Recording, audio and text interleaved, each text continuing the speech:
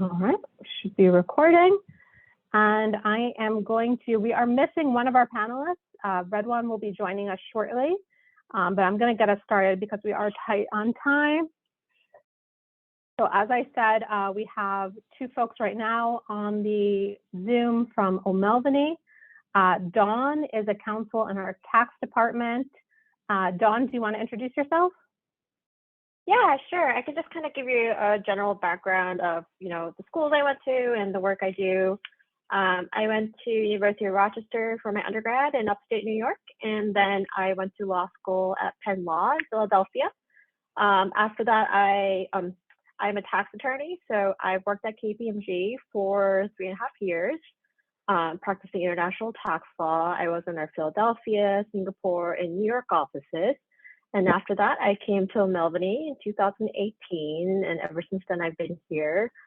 In terms of and being a tax attorney means I get to work with people like Diana. I also get to work with some of our litigation folks and some of our investigations where that might implicate tax. I also work a significant deal with the various corporate practices across the transactional department, M&A, funds, finance, bankruptcy, everything goes. In terms of my background, my parents live in Korea, so I am somewhere in between an international student / a second gen in the States. I was born here, raised here for a significant period of time, and went to school here. I didn't have people who, were lawyers around me growing up, so it's been a learning experience over the years where you're kind of picking up the little, everyday practices where, some of the ordinary mundane stuff that some people might not think twice, is something that I would obsess over or worry over in the little day-to-day activities. So, always happy to share my background in that regard, and, whatever help that I can, provide to students who come from similar backgrounds or who share the same questions or anxieties. Thanks so much, Dawn. I think we all share the same anxieties, even as we get more senior in practice. We still have those nagging doubts and voices in our mind. Anna is an associate in our litigation practice at O'Melveny. Anna, do you want to introduce yourself? Sure. So hi, everyone. My name is Anna, and I'm a second-year unassigned litigation associate at O'Melveny. So I graduated very recently. I was part of the COVID graduation crew of 2021. Before I went to Columbia Law School, I grew up in California and I went to UC Berkeley for undergrad. As I said earlier, I'm unassigned litigation, which basically means that my docket of cases is very diverse. So right now, for instance, I'm working on some bankruptcy matters, some cryptocurrency matters, a healthcare trial, a reproductive rights pro bono matter, an immigration rights pro bono matter, and just sort of dabbling as I try to narrow down what it is I want to focus on. And as similarly background speaking, I also am an immigrant. I was born in China. I came to the US when I was quite young. And I'm the first in my family to go to law school, at least here in the States. So I very much echo a lot of Dawn's feelings about, what's a law firm? What was a clerk? I had no idea about any of those things when I first started law school. And I also didn't have a very legal background. I actually worked in business for 3 years before I went to law school. So there's also a combination of transitioning from working into being back in school, as well as transitioning from a career path entirely different than what I was pursuing in law school as well. So happy to dive a little bit into those areas too. Thanks so much, Anna. And just, to sort of go on that, what were you doing business-wise before you went to law school? Yeah, so I majored in business at Berkeley. And when I graduated, I did this rotation program at a tech company.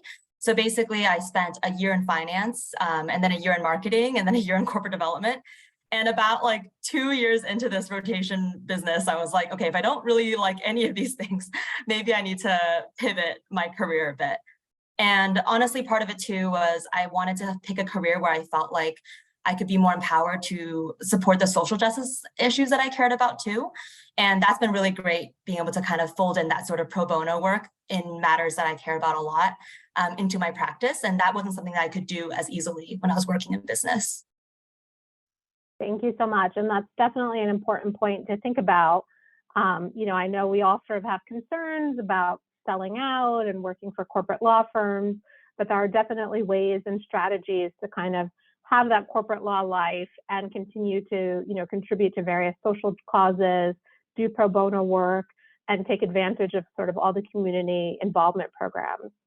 Redwan, I know you just joined. Are you ready to start talking, or you need a few seconds or minutes? Can you hear me? I'm trying to make sure that I'm at a Yep, different. we can hear you. Okay, great.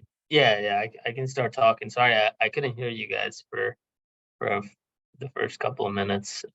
We're just doing introduction, so you came perfectly. Okay, great. Let me figure out how to turn on the camera.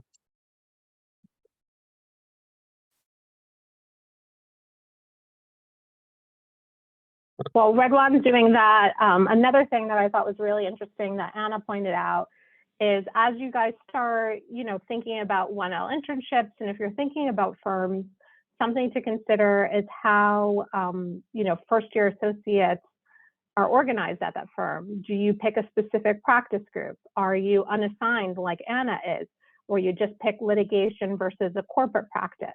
Other firms have rotations where you rotate through various practice groups. So it's something to consider. Not everybody, I was definitely one of those students that did not have any idea what I wanted to do practice-wise. So if you're, kind of unsure, it's, I think, wise to sort of pay attention to the different firms and how they structure their first-year associates, whether you have to pick a specific practice group or whether you can rotate or be unassigned. And I think we lost Redwan again. But Anna, how has that been, being sort of an unassigned first-year associate? We'd love to hear your thoughts on that. Yeah, it's been one of my favorite things, honestly. I knew pretty quickly in law school that I was interested in litigation more so than I was in like transactional work. So in picking O'Melveny, I was like very intentional about, one, picking a litigation like firm that was like had so many opportunities within the litigation space, and then two, picking a firm that wouldn't shoehorn me into a specific department right away, in part because of my background of like not having done anything related to law before. I didn't want to close any doors and feel like I had to rotate in like a specific department for 6 months or something like that, like I know other firms do. So for me, it's been great that I can have a very diverse array of like specialties that I can work on right now. And also, I think the good thing about O'Melveny too is that even when you do eventually sort of settle into a group, you don't have to only take cases from that group too. I think it's a much more generalist approach.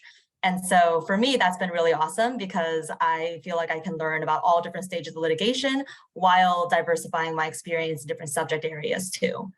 So I like it. I think it's great. And I know you're only a year or so in, are you leaning towards anything in particular? Right now, I found that I really enjoy like fact work, which I didn't even realize was like a thing in law school. Like in law school, you're very much trained to do legal research and writing, and there's definitely a healthy amount of that as well. But I found that I really enjoy like fact-intensive cases, and I actually don't mind like the discovery part of litigation, like doing the document production, the trial strategy, that kind of stuff. So for that reason, I'm kind of leaning towards like investigations, maybe like white collar type of work, but honestly, it's a little hard to say. And also, like, I have a background in tech because of the 3 years I spent rotating around. And so my cryptocurrency practice has been really interesting because it's very like up and coming and new and exciting. And it sort of brings me back to an industry that I was very interested in before I came to law school. So like, that's been fun too. Thank you. And Anna, we had a question just to sort of expound on that. What do you mean by fact work? Yes. So, well, I guess what I mean by fact work is like reading through documents or putting together like prep outlines for depositions, piecing together the story of like what happened prior to the litigation, and then being able to kind of pull those things of like who knows what and who did what and who said what into like a trial strategy. just that whole process, I think, is very interesting. And it's not something that you really get a ton of exposure to in law school, I would say, because we study more of like, in law school, it's more like learning about the opinions of the judge, like after the fact, or like drafting a motion and pulling in legal research. But I feel like the majority of what I do now is actually more oriented around like what actually like went down in a matter. And like, that's been really fun for me is I really enjoy like the human aspect of a case or the more tangible aspects of a case. And that's sort of why I enjoy what I'm arbitrarily calling fact work, if that makes sense. No, it does. I love it. You get to, use those private detective skills. Yeah, the greatest joy Redwan, in my life was reading people's Slack messages. So, I will say, word of advice, anything that you put out there can definitely be in a discovery. So be very careful with your emails and text messages, guys. Redwan, we can see you. I hope you can hear us. Do you want to introduce yourself? Yes, sure. I had to log in with my phone. It just, the camera was just, camera, mic, and all that was just not working for some reason. My name is Redwan. I'm a rising fifth year now, I guess, at O'Malveny. I'm also a litigation associate. Let me quickly look at the different items for sharing. I went to Fordham, and that's where I went to Fordham Law. And the type of law that I'm interested in, I guess I would say just general litigation. I went into law school only thinking about the appellate type work because that was the only thing that I actually had exposure to. But at O'Malveny, I had the pleasure of working on all types of litigation at various different stages, including what Anna just talked about for a while, which was corporate investigation and white collar work. I still haven't picked a practice group myself, technically speaking, but I think it's just been kind of fun delving into different types of corporate litigation matters where big corporations are suing each other, but also there's also securities litigation work where different classes of investors are bringing in lawsuits against an issuer or underwriter for a particular downfall of an investment.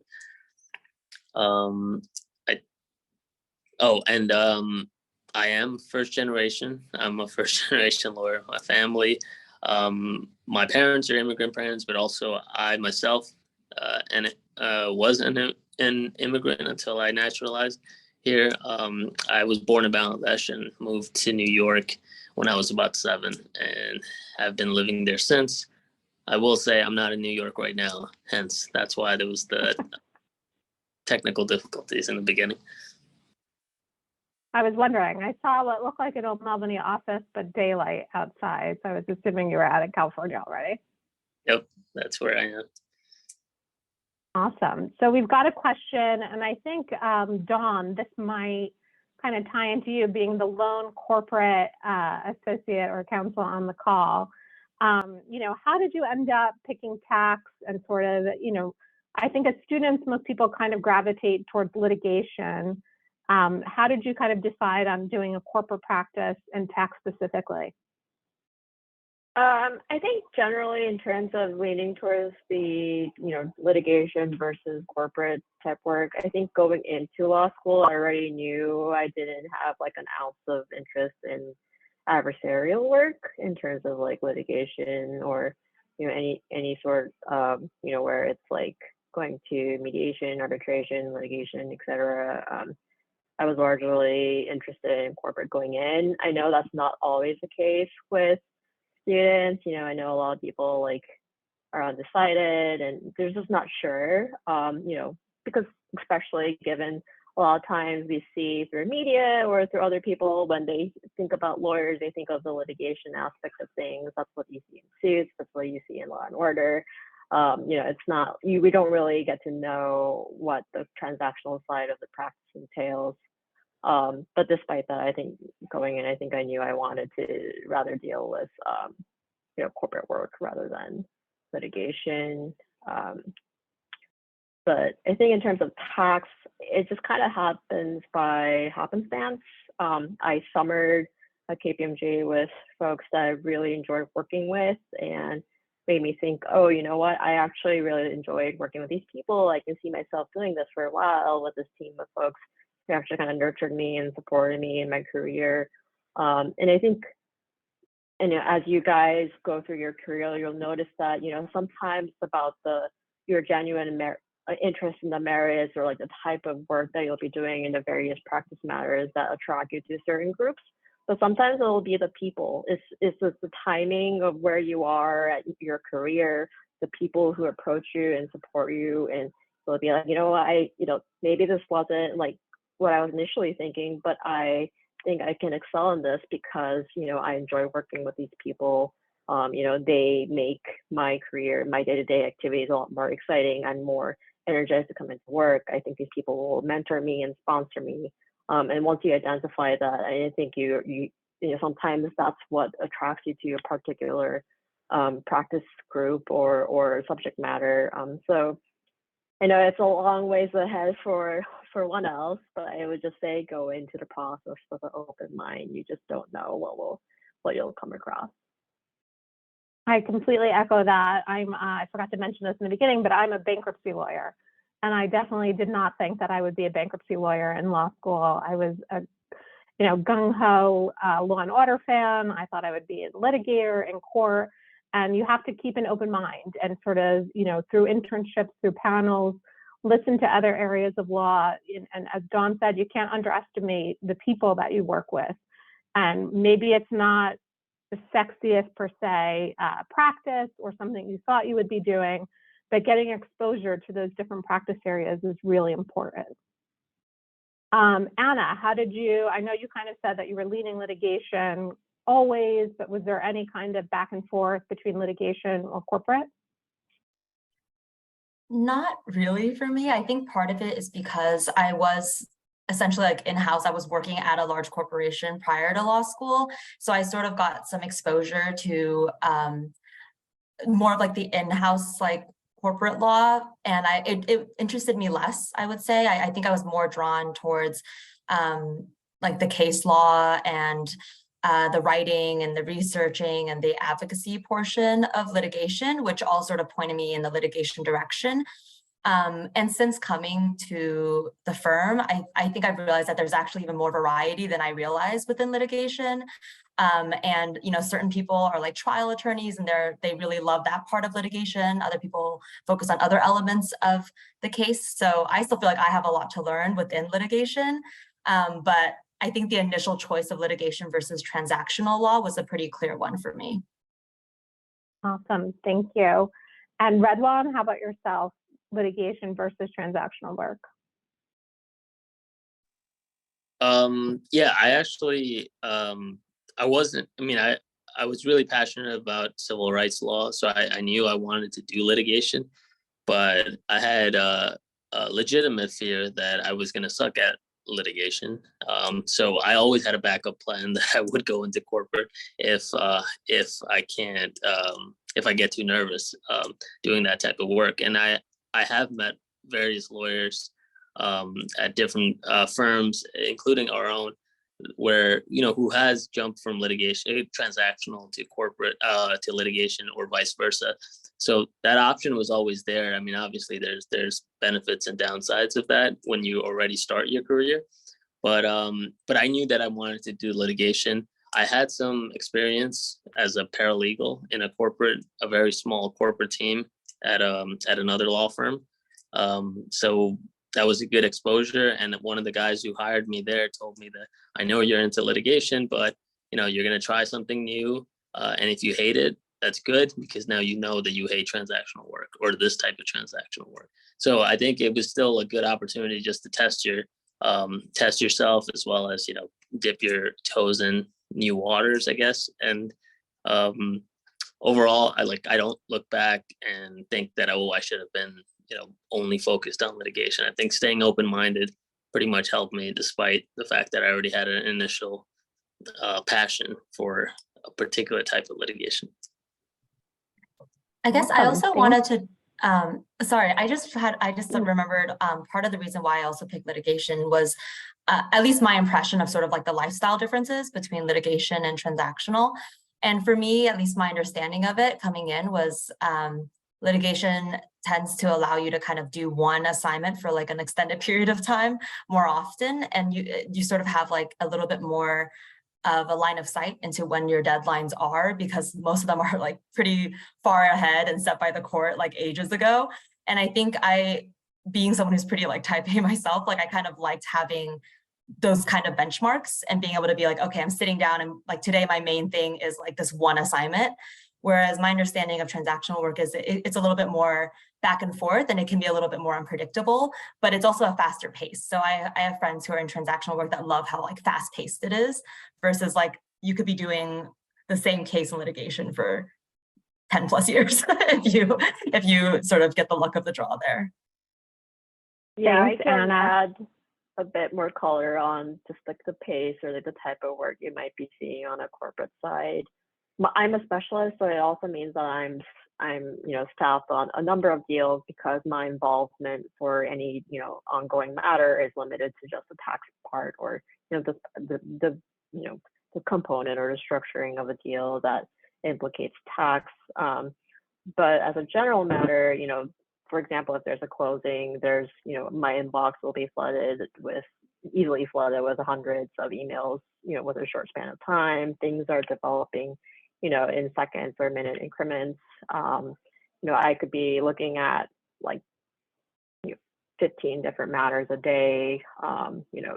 You're switching gears constantly between different types of transactions and also different deals. So like you're constantly kind of readjusting the facts that you're working with. It's like, okay, I know we are representing the seller in this deal. And then I switch gears and have to be like, okay, I need to make sure I'm reviewing this agreement from a buyer's perspective to make sure the terms are, buyer friendly versus seller friendly. For this deal, I know the seller is a corporation versus partnership. So like the various facts for each deal. So it's a lot of like gear switching. It's very fast paced. The emails don't quite ever stop. I don't get to quite it. You have to really be proactive in carving out time to work on that one document that you're really trying to progress. So it's like a very like fast-paced, constant reprioritization of your deals. So it's like a different type of lifestyle on a day-to-day basis. Thank you, Dawn. So we've had a question, and I think maybe Anna could speak to this a little bit, kind of about culture at a law firm, since you had worked somewhere previously. What sort of makes big law culture what it is, and if you want to talk about any comparisons, working in sort of business outside of law. Yeah, I think big law lifestyle is already unique relative to like other things in law.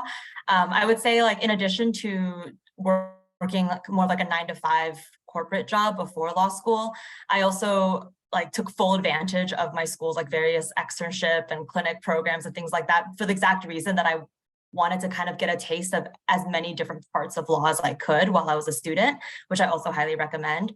So I did an externship with a judge. I worked at a state attorney general's office to try out like government law. I did a nonprofit externship as well during one of my semesters. And I think of the various types of work that I've done, I think big law is definitely the most demanding when it comes to like the work never really stopping, in the sense that there's always something to do. Like your to-do list is sort of like ever growing. But at the same time, I think I still find it much more intellectually stimulating and exciting as a career than what I was doing when I was just working like a 9-to-5 in finance, for instance, or a 9-to-5 in marketing. And so for me, I think the culture is less about like how busy I'm going to be, although that does sort of play a role in my like firm selection, but also just like the people and like how understanding people are going to be around your boundaries and around like allowing you to live your life as well as being like an attorney. So I don't feel like beholden to my desk, but I do feel like there's always like a lot on my plate. But for me, like that's not necessarily a bad thing. And I quite enjoy being able to feel like I'm constantly am being productive and feeling like I'm contributing to my various matters. So that's sort of, I guess, my take on it. But yeah, I mean, it's definitely a demanding lifestyle, but it's not necessarily an unsustainable lifestyle, depending on like what firm you go to and how you sort of structure your boundaries and your various social commitments and making sure you don't burn out. I think that there has to be like a proactive approach to making sure that you preserve your peace as well as you can in a very demanding job. Thank you. And we actually had a follow-up on about when you were picking firms, you mentioned you consider workload. Did you gauge that, or sort of how did you gauge that kind of during the process? You know, how could you tell that on a firm by firm basis? I think part of it for me was figuring out like how the firm gave assignments. So are they more of like a centralized assignment process, or is it more up to you as the individual to go seek out cases for your own workload management, I guess? And then part of it too was looking at, you know, what are the billable like hour targets, and do people feel as if they're able to, you know, still make their social commitments, for example. And it doesn't mean that like, you know, there's not going to be a lot of work in one firm versus like another firm. I think all firms are pretty demanding in what they ask of their attorneys. I think it's more like, what's like the kind of work that I'm doing? Do I have a say in the kind of work that I'm doing? Does a firm have like backstops in place that will protect me from overloading myself if I don't know any better as a first year, for instance? Like things like that were sort of the green flags that I was looking for when I was assessing firms and recruiting. Awesome, thank you. And these are really things, you know, that you can start keeping a running list as you start interviewing for law firms. And you know, when you meet with people and you're walking around their offices and you're seeing how people interact with each other or attending receptions, whether they're virtual or in person, you pick up a lot of cues on how people treat each other, how people treat support staff. And those are the types of things that, you know, when you're working crazy hours and you're working on crazy deals, end up being very important, that you're at a place that you feel supported and mentored at. So you can kind of keep that running list of things that are important to you, and feel free to ask these questions, you know, during the interview process. Dawn, I saw you unmute. Did you want to add something? Yeah. And I guess like one thing I wanted to add is like everyone on this call is already kind of doing the right work, like doing their homework, and, you know, it's like, oh, this is what, you know, attorneys at Melvinese are like, and this generally I'm getting a vibe or like a feeling of how these people, you know, how happy they are at their firm, and, you know, what their work, you know, life looks like. But I think, you know, you have, even if you're a first generation attorney or a student, and you don't have people around you who are in the law, and you don't have an uncle who's a partner at X other firm who, you know, can tell you all about the different firms and their personalities and their cultures. Like, you still have resources around you, like around you at your school, the 2Ls, you know, they just finished interviewing with, you know, the various firms. They're starting to collect some data as to like what the personalities of people that they interviewed with.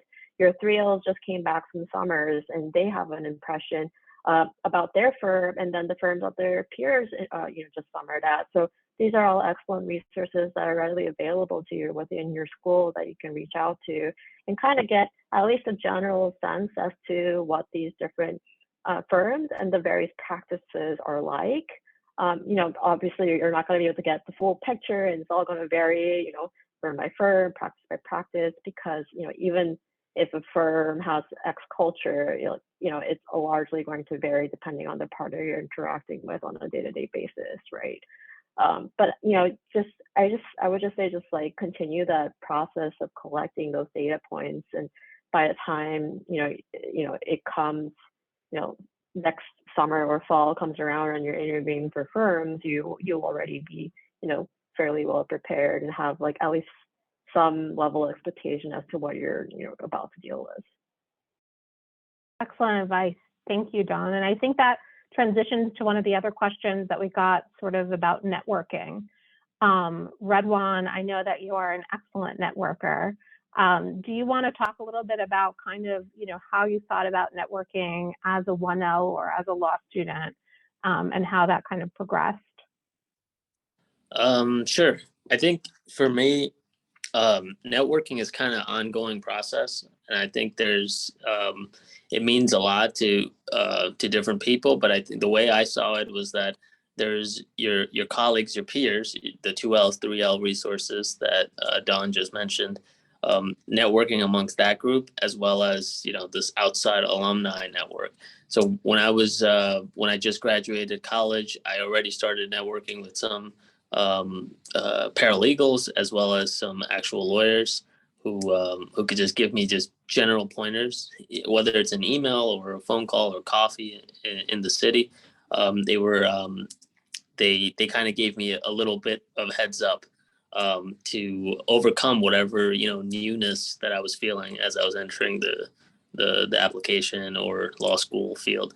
And then in law school, it's the same thing. There's a wealth of networks, alumni, as well as happy hours or other things that are hosted by your career center at your different schools. Those are always great if you have time for it, of course. Those are always great to meet different people and hear about their stories. And once in a while, you will hear something very abstract and very weird, like somebody's path to their particular field or whatnot. And sometimes those things pretty much change everything that you thought about what you wanted to do, and in a good way. I mean, and it could be, it could also be like, hey, avoid this thing. Like I remember when I was interning at as a paralegal at Gibson, I was 18 or 19 at the time, and I think one of the first years, this was after like the financial crisis. So one of the first years who I was like fixing his phone, his BlackBerry at the time, he was saying that, hey, don't go into law. In fact, get out of Hamilton, go to a SUNY school so you can save a lot of money, because debt was the biggest hurdle for him. And that was a thing that I wasn't even thinking about, because I had a full ride in college. So I wasn't even thinking about the cost of education. And that was something that he mentioned, but he was telling me to get out. It was just like, hey, you didn't even enter yet, but just leave. So it's like you're going to hear all types of stuff. You don't have to like take in all that. But I think the benefit of networking is that you build a professional and friendly relationship with people who can teach you a lot just by sharing and talking about their experiences. And then it carries on and it kind of develops over time. You might meet people who are in corporate, even though you have a passion for litigation, and those people could end up becoming your clients at some point in the future. And that includes your peers too. These people who are going to school with you, they're going to be other lawyers, opposing counsel, co-counsel, as well as the judges maybe at some point, or the clerks at the particular district that you're in. So it's always, I think, a good thing to be professional, kind, and just keep building your network. And I think tools nowadays, we have tools like LinkedIn, and there's all these other ways to kind of keep in touch and have these things in your back pocket. It could get overwhelming. So I would say that, you do want to, prioritize that separate from your education, like your studying and everything. So getting outlines, getting those things ready, build a network for that. If the finals are coming around, you might not want to care about, career, becoming a partner tomorrow. You want to focus on the one outline that you need right away. Thank you, Redwan. I can't underestimate sort of the peers as your network. At the point in my career, a lot of the attorneys that I'm across from or working with on cases are people I went to law school with, and it's an immediate icebreaker. Even if I didn't keep in touch with them, but just, oh, hey, how are you? Remember this, remember that. So that kind of kindness and thinking, not only about people you meet externally, but the people that are in your law school classes as potential networks is really important. Anna or Dawn, do you want to add anything else about networking in law school? Yeah, I think, oh, sorry, Dawn, do you want to go ahead? No, go ahead. Oh, okay. Yeah, so for me, I will candidly say I was definitely not like the most active networker in terms of like going to all the happy hours and the receptions, and like I didn't even really go to office hours that often, to be honest, in law school. But for me, like I think I made up for it in just like the work experience that I tried to incorporate and bake into my law school experience. So I was like very active in student organizations. I did like a bunch of externships and internships and clinics and things like that, which really put me in like day-to-day contact working with a lot of people that are interested in the same things that I was interested in. And so through like externing in different organizations or being part of like the mediation clinic at my school, I was able to kind of just naturally build friendships and relationships with people that could then later down the line be more of like professional networks as well. So that would be my advice, I guess. If you're not someone who really enjoys going to like these deliberate networking events, like building it into your schedule in a meaningful way can be like a great opportunity to be like, hey, like, you know, you were part of this clinic in law school, like so was I, or you extern for the Legal Aid Society, like so did I. I think those kinds of like tangible connections are also really great. And then I am also like really bad sometimes at remembering names and faces. So I literally started like a spreadsheet called like keeping up with the networking. Or like if I did go to an event, I would like collect on my little business cards or whatever. And I would actually literally put people's like names and like what connection we had into a little spreadsheet on the off chance that like, you know, one day I might be like, oh, who was that person that I met that was really cool at that one event? And then I could go back to my spreadsheet and like kind of find that person. So if you're like very type A like I am, like I think that's also honestly a really great way to like put everything in like paper form, as opposed to just like trying to remember all these like connections and offhand like conversations that you had at like an event that one time. That's a great idea. I actually love that idea. And I think I wish I had done that when I was a one. Yeah, I know. And sort of an additional point on that is that you don't necessarily, you know, even when you meet people, you don't need to keep in contact with everyone. You know, I think the idea of on a spreadsheet is great because you can kind of touch base every now and then, or if something in particular pops up that might be relevant to a connection that you made, you know, touch base with that person. Or, you know, as Redwan said, LinkedIn is a great resource for that. If somebody just, you know, landed a new case or was promoted or won an award, that's an easy kind of connection that on LinkedIn, you could like their post or say a comment. It's kind of like, you know, touching base here and there to keep that relationship alive. And Dawn, did you have anything else to add? Well, I was that one person who did everything wrong, and I didn't really network very hard my one whole year. So coming from someone who didn't take the advice, this particular advice, I would even more strongly advise people to, you know, take up any opportunity you have to build that network. But I think echoing what Anna said, if this isn't, you're more introverted and you're not really, you know, like going out to these networking like events that are particularly labeled as networking events is not your cup of tea, I wouldn't beat yourself up. And maybe it's just about building really genuine relationships with those around you that you do have kind of contact with in a natural way, whether it's like the class, like the students who are in your session or like your particular clinic. These are more authentic, like natural ways to create sincere friendships or connections. So I wouldn't beat yourself up, but that said, do, you know, put your authentic self into it instead of just kind of brushing it aside. I think that's just the way to do it. And someone I think was asking about how you balance that with grades. And, you know, I think it's just like, you got to know what you're able to handle. If you think I mean, I do think grades are very important. Unfortunately, it's a big factor, I think, in the, you know, the process going forward, you know, in the various interviews and OCI and whatnot. So I wouldn't lose sight of it. And if you think, you know, you're kind of like up to here with, you know, just studying, and the forced pressure to network is too much, you know, just know what you can handle and then go from there. And I wouldn't, you know, voluntarily put yourself, self-impose more guilt or stress on yourself, because it is already a very, very stressful year. Yeah, I'll just add that when I said that, you know, you can be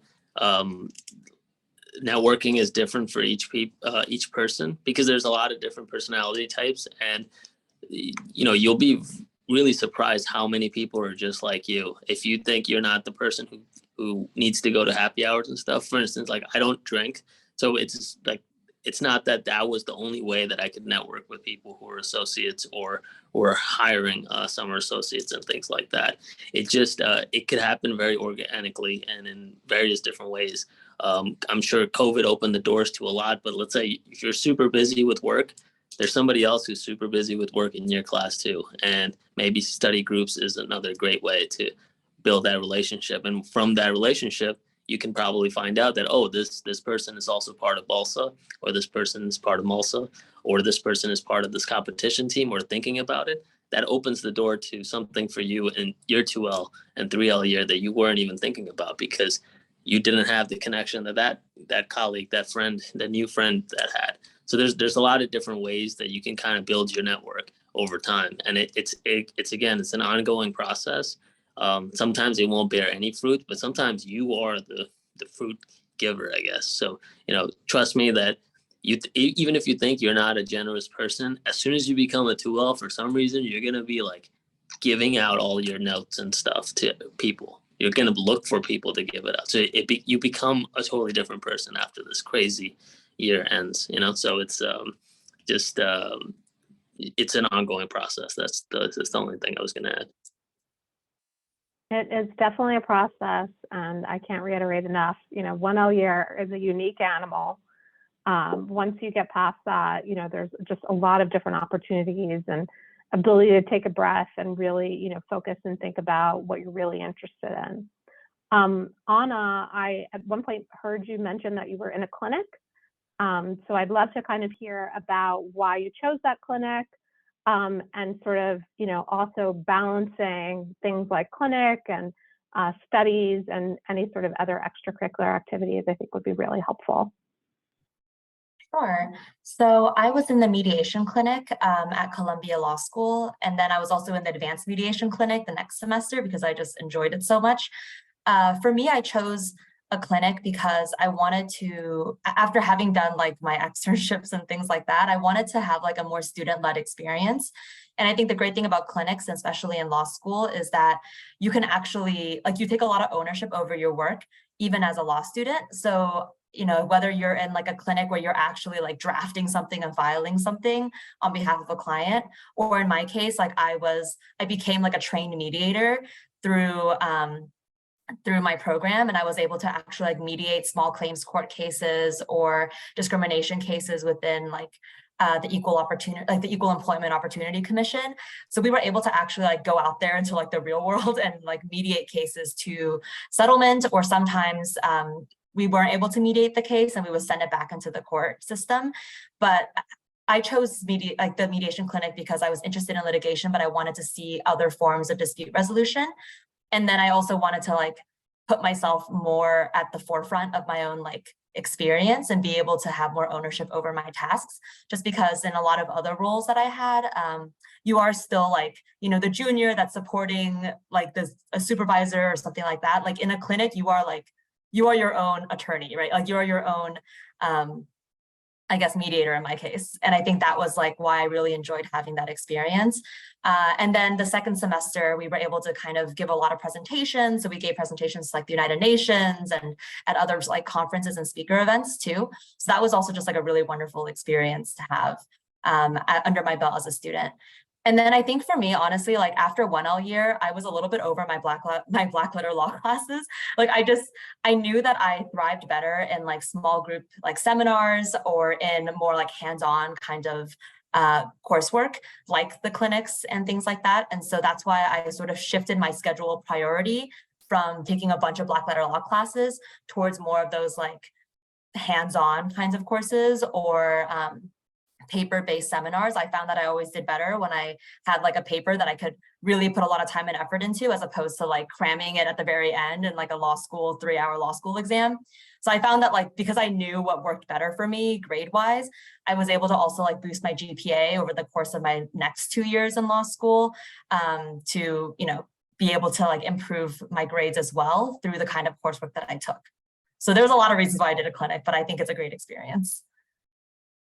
Awesome. And how did you find balancing clinic with just sort of other extracurriculars and more black letter law classes?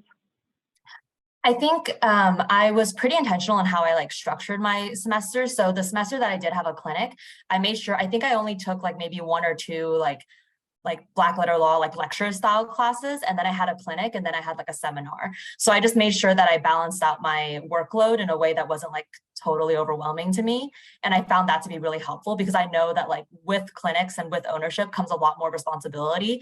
So even though the clinic was like 7 units or something like that, like it took up a lot more of my time than I maybe would have devoted to like the same amount of units in a lecture class.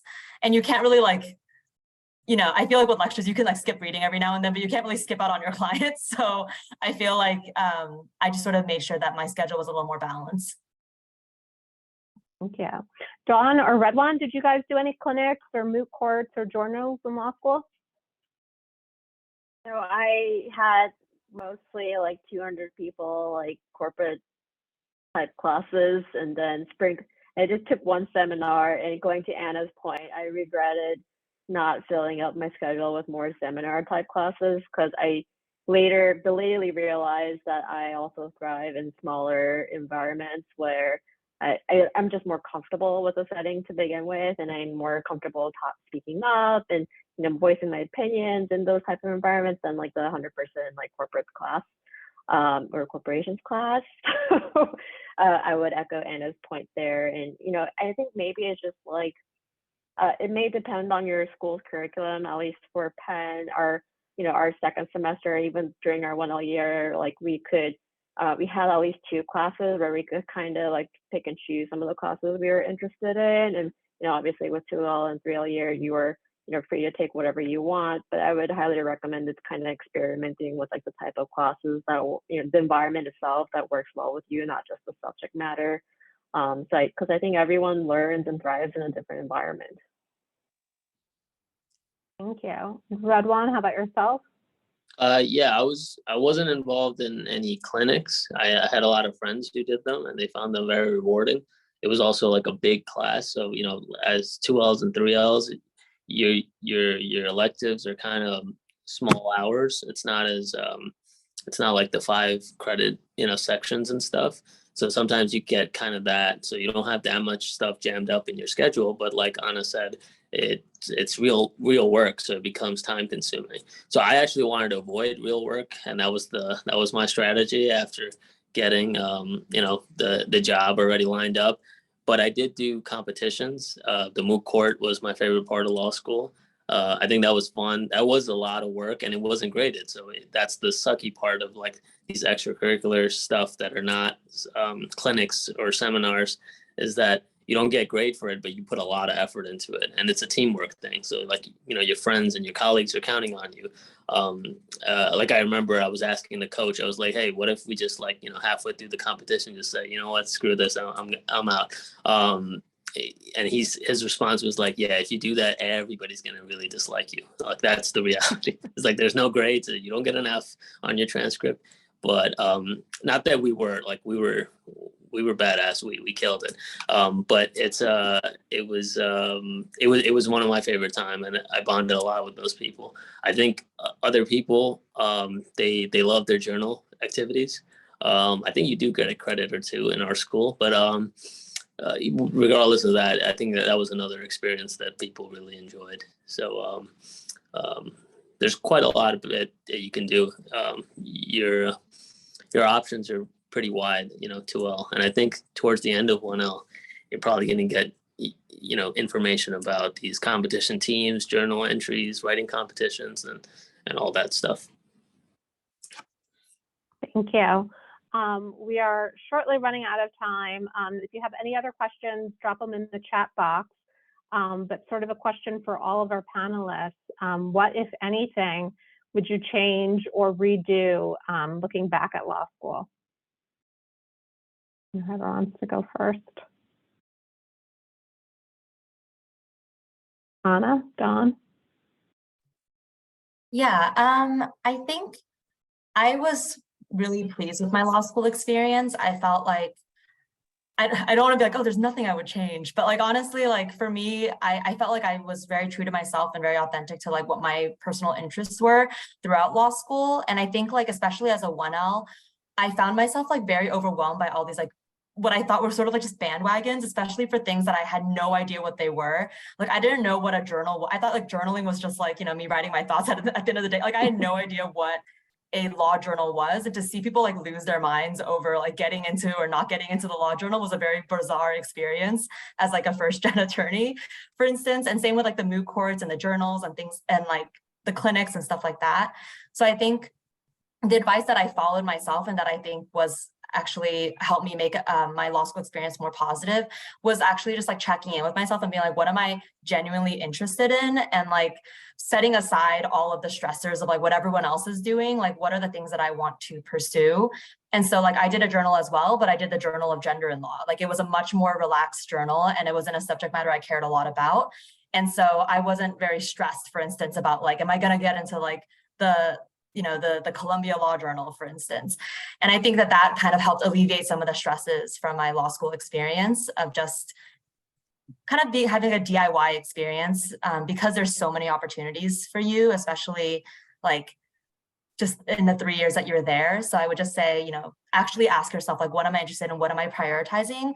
And then don't stress so much about what everyone else is doing. Like take it with a grain of salt, you know, like if everyone else is stressing about something, that doesn't necessarily mean that you have to stress out about it. Like, you know, I guess that's the advice I would give. Thanks, Anna. I love that. Dawn? And I would echo what Anna was saying. Just being authentic to yourself, I think, is key, and knowing what you enjoy, where your interests are. Like I had like crazy imposter syndrome going into law school. I really felt like I was out of place, and I was constantly doubting myself. Not that ever kind of goes away.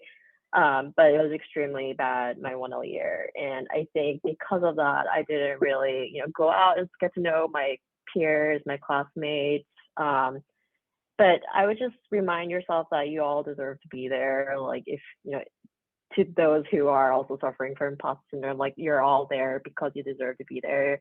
You know, if you look at Joe Schmo and you're like, oh my God, like he seems to know all about the law and what it's like to work in the legal profession. Okay, great for him, but you're also there as his peer at the school. So I would just, you know, kind of remind yourself that, you know, I also deserve to be here. I should just relax and be your authentic self and just kind of take it one step at a day. Thank you. It's a reminder that we all, I think, remind ourselves every day. Redwan, do you have anything else? Anything you would have changed or redone in law school? It's hard to say I would have redone them because I'm fortunate for the mistakes I made, because I made a lot of good friends through those mistakes and craziness and wild times. So yeah, I won't take anything back and redo them, even though these two advice that, you know, these two just shared are great and I wish I knew them, because I think at the end of the day, your experience is going to be, you know, filled with some you know, some circumstances that we can't really change. One thing I do think about is that I should have realized early on that throughout 1L as well as like, which I knew 2L and 3L year, was that I don't do work at home and on the weekends. So there was this idea that I was just going to take a lot of books and stuff home, or, you know, focus on the outline, not go out, not spend quality time with my parents and family. That was kind of dumb because I ended up just like sitting around, you know, fixing boxes in an outline instead of actually reading or doing anything. It was Sunday night cramming, just ended up happening. Same thing with the bar exam, by the way. So which I took full advantage of, you know, when I was studying for the bar, was that I was spending a lot of time with friends at the library, hanging out, doing those things that at 1L, I was kind of just going home thinking that, okay, I can't go out, you know, on the weekends and stuff. I need to focus on studying. When I look back, it's like I should have probably spent more time with them, because we're only gonna be in this bubble for so little time.